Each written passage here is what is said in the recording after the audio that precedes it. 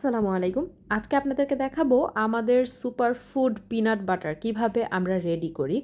আমরা প্রথমে বাদামটা চেলে নেই, বাদামটা পরিষ্কার করে নেই সুন্দর করে। এরপরে হচ্ছে গিয়ে পিনাট বাটারের জন্য আমাদের একটা ভালো মেশিন আছে। ওই মেশিনের মধ্যে জাস্ট দিয়ে দিই, ওখান থেকে বাদামটা একদম পেস্ট হয়ে সুন্দর করে বের হয়। আপনাদেরকে আমি ভিডিওতে দেখাই। আর পিনাট বাটার যে বাচ্চাদের ব্রেইনের জন্য কতটা উপকারী, বাচ্চাদের ব্রেইন, ওয়েট গেইন, সুস্বাস্থ্য সব কিছুর জন্য কতটা উপকারী আপনারা কম বেশি সবাই জানেন।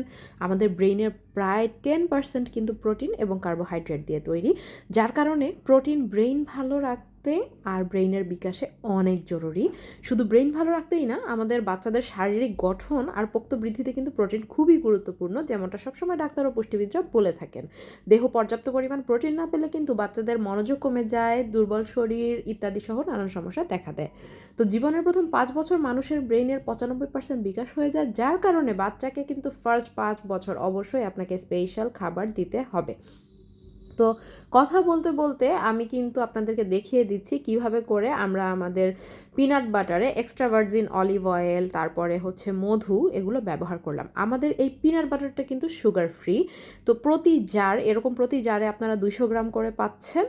আর পিনাট বাটারের উপকারিতা আসলে বলে শেষ করা যাবে না। আমাদের পিনাট বাটারটা অনেক অনেক অনেক মজার। আপনারা অর্ডার করতে চাইলে পেজে মেসেজ দিন।